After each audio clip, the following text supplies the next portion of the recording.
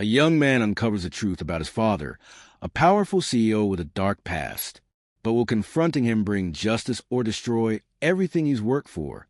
The Chicago skyline loomed behind the 32nd floor windows of Preston and Wolf Enterprises, casting long gray shadows across the mahogany floors. Naomi Carter, 28, sat stiffly across from her boss, her hands clasped in her lap, so tightly they had turned cold. The leather chair beneath her felt expensive and unwelcoming. Across the desk, Douglas Wolf, co-founder and CEO, flipped through documents with the same indifference he showed when signing vendor checks. He hadn't looked at her once since she walked in. Naomi cleared her throat, willing her voice not to shake.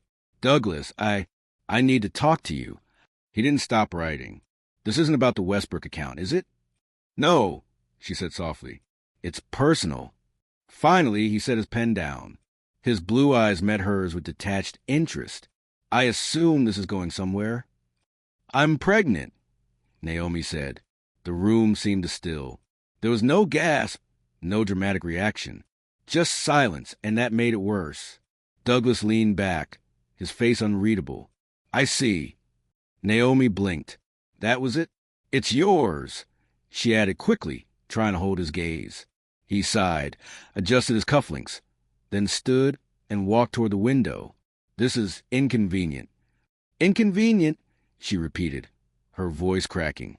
"I told you from the beginning," he said, turning back toward her. "I'm married. This was never supposed to bleed into my real life." Her stomach churned. "I'm not asking for anything, Douglas. I just thought you should know." "You think this gives you leverage?" he said, his voice lowering. "Let me make one thing clear.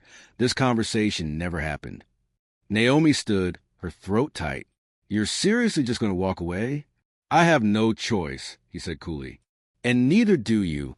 HR is preparing your severance package. You'll be gone by Friday." Naomi froze. "You're firing me because I'm pregnant?" "I'm protecting myself," Douglas replied. "And you should do the same." Her chest burned with betrayal. The man she once trusted, once believed, looked at her now like a threat. And with that, he turned back to his desk, dismissing her like she was just another item on his agenda. Naomi didn't cry. Not yet. But something inside her broke, and something else began to harden. The winter Naomi left Wolf Enterprises, Chicago had never felt colder. The snow came early that year, thick and silent, muffling the city's usual hum. She wrapped her coat tighter around her as she stepped out of the office building for the last time, a severance check folded inside her purse, and a new life growing quietly inside her. At 28, Naomi Carter had thought she had time. Time to climb, time to figure things out. But now it was all about survival. The job market hadn't been kind. Doors that were once wide open slammed shut the moment Wolf's name came up on her resume. Quiet refusals, unreturned emails, awkward silences in interviews. She understood what was happening, but no one would admit it. Douglas Wolf hadn't just erased her from his company. He had erased her from the industry. By spring, she had moved into a small studio apartment on the South Side. It was cramped, old, but clean, and more importantly, it was hers. She found part-time work at a nonprofit helping underprivileged youth. The pay barely enough to keep the lights on, but she smiled every day when she laid her hand over her belly, whispering promises into the quiet. Her son, Jalen, was born one humid August evening in a public hospital. Naomi labored alone, gripping the sides of bed with everything she had left. When they placed him in her arms, all the bitterness, the fear, the humiliation, it melted. He was perfect, warm, alive, and hers. Years passed, fast and slow. She missed meals so he could eat, missed sleep to study while he slept. She earned a new degree online, worked nights, walked everywhere. Her life became a rhythm of grit and sacrifice, but never once did she wish it away. Jalen grew into a bright, curious boy with big eyes and bigger dreams. He asked about his father once. Naomi paused, then knelt down, cupped his face, and said, "You don't need to know him. You've got me. That's enough." But deep down, she feared the day he'd start to ask again, because no matter how far they ran, She knew the past had a way of catching up. At 23, Jalen Carter had the kind of resume that made recruiters raise an eyebrow, in a good way. Dean's List at Howard, 2 summer internships, 1 fellowship, and a killer final project that caught the eye of a Fortune 500 recruiter. So when he got the offer from Wolf Strategic Group, the consulting division of Wolf Enterprises, it felt like life was finally tilting in his favor. His mom had tried to smile when he told her. It didn't reach her eyes, though. Now, dressed in a crisp navy suit that cost more than his rent, Jalen stood in the gleaming marble lobby of the Wolf building, clutching his employee badge like a golden ticket. The place looked like it belonged in a superhero movie. Glass walls, sleek furniture, art installations that didn't make sense but screamed expensive. "This is it," he whispered under his breath, adjusting his tie in the mirrored elevator. "Let's change the world. Or at least pay off that student debt." The elevator doors dinged open on the 27th floor, and Jalen stepped out into organized chaos. Phones rang. Fingers clacked across keyboards. People speed-walked with the urgency of a presidential crisis. He loved it. "Mr. Carter?" a tall woman in a cobalt blazer asked, already scanning her tablet. "I'm Lauren. Welcome. I'll be getting you set up." "Pleasure's mine," Jalen said, flashing the smile that always got him extra free samples at the coffee shop. She walked him to his workstation. Open concept, corner window view, ergonomic chair. Not bad for day one. The team seemed friendly enough. Someone offered him a protein bar. Another pointed out the snack station. "Don't touch the pistachios. Those are Melissa's." It wasn't long before he got swept into his first onboarding meeting, where someone cracked a joke about surviving Wolf's infamous CO pop-ins. "Oh," Lauren had said with a smirk, "if Doug Wolf talks to you on your first day, it's either because you impressed him or because he thinks you're trouble." Jalen laughed along with the group, not knowing that before the day ended, he'd be shaking hands with the Douglas Wolf himself, his own father, and neither of them would realize what fate had just done. Jalen had barely finished his second protein bar. The good kind, the ones with a chocolate drizzle and just enough guilt-free sugar, when an email hit his inbox. Subject: Quick intro, CEO Wolf. Body: Mr. Wolf would like to personally welcome you. Please meet him in his office at 3 p.m. sharp. Lauren peeked over the cubicle divider with a raised brow. "You got summoned?" she asked, clearly impressed. "Dang, he didn't even meet me till month 3. Jalen shrugged. Try and play it cool, but his heart was already doing backflips. Maybe he just really liked my cover letter.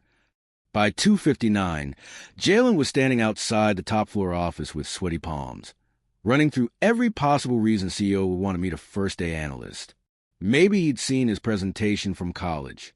Maybe the HR system glitched and flagged him for a felony he didn't commit. "Mr. Carter?" A calm voice called. "You can come in." He stepped into the corner office, floor-to-ceiling windows, walls of first-edition books, a whiskey cart parked in the corner, like something out of a spy movie. Douglas Wolf looked up from his laptop, his silver watch glinting under the light. Jalen's breath caught. The man looked familiar, the kind of familiar that hits deep in the bones, but doesn't come with a name.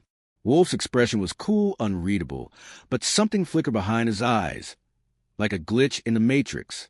"Welcome to the firm," Wolf said, rising and extending a hand.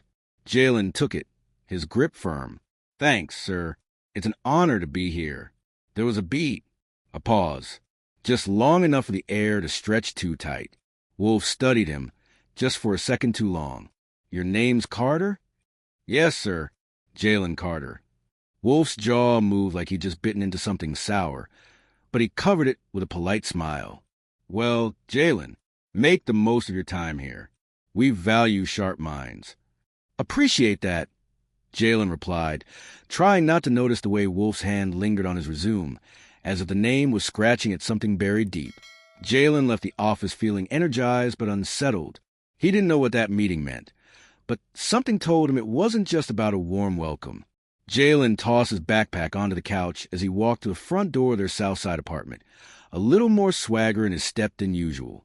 Naomi looked up from the kitchen table, her laptop open, a spreadsheet glowing in the dim light beside a half-finished cup of chamomile tea. First day at the Empire, she said, smiling. So, how does it feel being one of the elite? Jalen laughed, loosening his tie and grabbing a bottle of water from the fridge. They gave me an ergonomic chair. It has lumbar support, Mom. My spine's never felt more seen. Naomi chuckled, but something behind her eyes remained unreadable. That old worry again. The kind that crept in when things looked a little too good to be true. Anything unusual happen? She asked, her tone casual but careful. Jalen took a long sip, stalling. Not really, he said at first. Then, after a beat, well, actually, yeah, the CEO asked to meet me. Just me, on my first day. Naomi froze. Her mug paused midair. Douglas Wolfe? She asked quietly. Yeah. You know of him? He asked, eyebrows raised. She set the mug down slowly. Of course. He's a big name. There was a flicker in her voice that made Jalen tilt his head. You okay? Naomi forced a smile, but the corners of her lips didn't quite lift. I'm fine. Just surprised. He doesn't usually take personal interest in entry-level analysts. That's all. Jalen leaned against the counter, crossing his arms. Mom, what's going on? Naomi hesitated, her fingers tightening around her mug. I just want you to be careful. Why? Is there something I should know? He asked, half joking, half dreading the answer. She stood, walking over to him, her expression unreadable now. Just trust your instincts. If something feels off, it probably is. Don't let ambition blind you. Jalen nodded, but the thought nagged at him long after he went to bed. He didn't know what his mom wasn't saying, but whatever it was, he had a feeling it was buried in a name, Wolf, and it was starting to howl in the back of his mind. Jalen sat at his desk on the 27th floor of Wolf Tower, pretending to work while the cursor blinked mockingly at the top of the screen. A spreadsheet full of projected Q3 revenue numbers stared back at him, but he couldn't focus. His eyes kept drifting toward the sleek office at the far end of the hall. Douglas Wolfe's door was shut. Good. The moment he stepped out of that office the day before, Jalen had felt like he'd been thrown into a Hitchcock film. Calm on the surface, but every hallway echo sounded like a threat. He leaned back in his chair, spinning slightly in his ergonomic throne.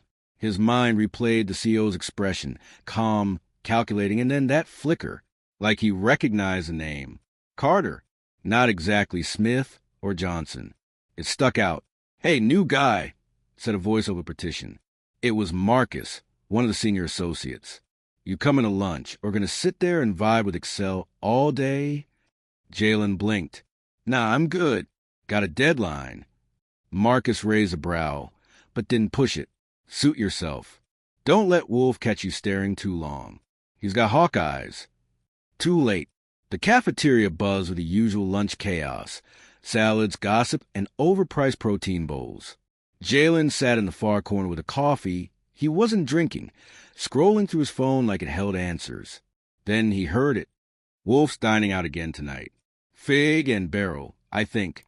Always goes there with the fam PR move or something. Jalen looked up. That's it. If he couldn't get clarity from his mom, who was clearly dodging the truth, maybe Wolf's perfectly polished dinner table would crack under pressure. Later that evening, Jalen stood outside the restaurant. He wore jeans and a hoodie, blending in like background noise. When the Wolf family stepped out of their luxury sedan, laughing like nothing in the world could touch them, Jalen felt his stomach twist. He wasn't just there to confront a CEO. He was there to face a man who might be his father. And this time, he wasn't walking away without answers. The dining room at Fig and Barrel was the kind of place where every water glass sparkled, and even the mashed potatoes came with a garnish and a price tag that made your eye twitch. The Wolf family sat near the window, basking in soft jazz and low candlelight, the very picture of polished perfection. Jalen hovered near the host stand, pretending to scroll through Yelp reviews, heart jackhammering in his chest. He'd waited for this moment all day, rehearsed every version of what he might say, but none of it prepared him for the actual man, sitting 3 tables away, laughing at some joke his teenage son had told. Douglas Wolfe looked so normal, so comfortable, so oblivious, until Jalen took a step forward. The air shifted. Wolfe looked up mid-laugh. Their eyes met, and the laugh died. A beat of silence. Jalen stopped just shy of the table. Elijah Wolf blinked at him, confused. Wolf's wife, Clarissa, set her wine glass down, eyebrows raised. Douglas. Jalen said evenly, voice low, "I think we need to talk." Wolf stood slowly, his face frozen in a polite smile that didn't reach his eyes. "Mr. Carter, this isn't the time or the place." "No," Jalen replied, louder now. "I think it's exactly the place." Clarissa shifted in her seat. "Douglas? Who is this?" Wolf shot Jalen a look that said, "Not here," but Jalen didn't blink. "You know who I am," Jalen said, jaw tight. "You knew the moment I walked into your office." Wolf exhaled through his nose, shoulders rigid. "Please, let's step outside." Jalen's gaze flicked toward Clarissa, then to Elijah, who was now frowning, looking from his dad to the stranger with the same brown eyes. "I just wanted you to hear it first," Jalen said. "From me, I'm not some intern. I'm not just a name on your payroll. I'm Jalen Carter." Clarissa's hand froze on her fork. "And Wolf," he said nothing, because in that moment, the truth filled the silence louder than any words ever could. Monday morning arrived like a hangover that wouldn't quit. Jalen sat at his desk at Wolf and Company, hands hovering over his keyboard, eyes glued to the email that had landed in his inbox at 6:03 a.m. sharp. From Human Resources. Subject: Organizational Changes. Confidential. His jaw clenched. He didn't need to read the full memo to know what it meant. Douglas Wolf was out. The walls of the office buzzed with whispers louder than any conversation dared to be. People paused by the espresso machine longer than they should, swapping glances. The emperor had fallen, and everyone felt it. Jalen leaned back, staring out the window. He should have felt triumphant. He'd spent years grinding to get here, years not knowing where he came from, only to uncover that his father, the man who'd abandoned his mother and fired her to save his own name, had built a house of cards and called it a legacy. Now it was collapsing, but it didn't feel like victory. "Jalen," came a voice from behind. He turned to see his supervisor, Mariah Linton, standing at his cubicle, clipboard in hand. Her expression was unreadable, but her tone was softer than usual. "Got a minute?" He followed her to one of the side conference rooms, all glass walls and awkward transparency. She closed the door gently. "You shook the building," she said. "I wasn't trying to. I just wanted the truth out."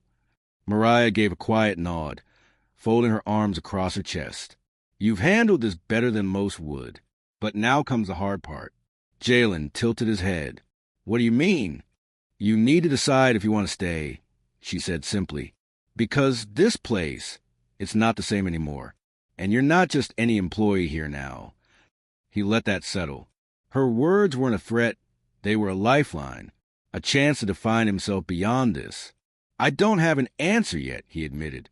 "That's okay," she replied. "Just make sure when you choose. It's for you, not for Wolf, not for revenge.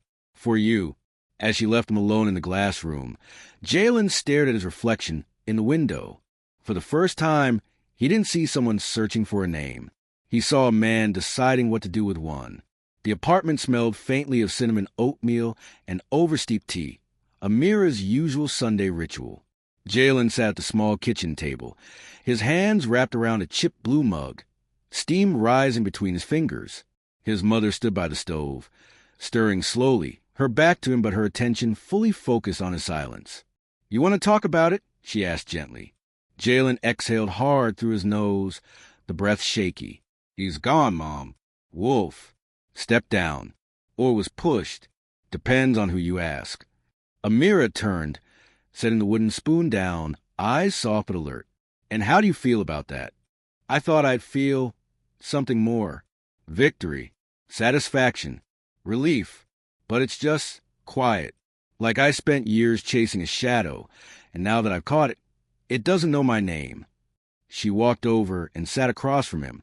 No rush, no lectures, just her presence, steady like the way she used to sit with him after nightmares as a kid. "You confronted him," she said. "You looked him in the eye and told the truth. That's more than most ever get." He didn't even deny it, Jalen muttered. Didn't fight. Just folded. Amira's gaze didn't waver. Some people live their whole lives building a wall around their shame. You didn't go there to break him down. You went there to build yourself back up. He nodded slowly.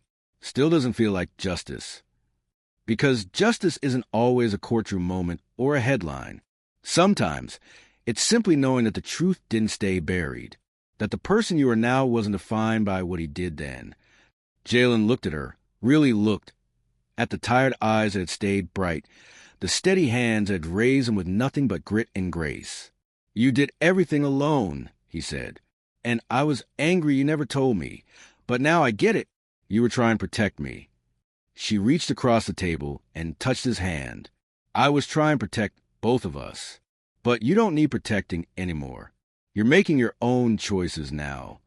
Jalen smiled faintly. First one's coming soon. I think I'm going to leave the company. Her smile met his. Then make sure you leave with your head high, not because of what he did, but because of who you are. The early morning sun spilled through the blinds, casting long golden lines across the hardwood floor. Jalen stood by the window in his tiny studio apartment, one suitcase packed, one final decision made.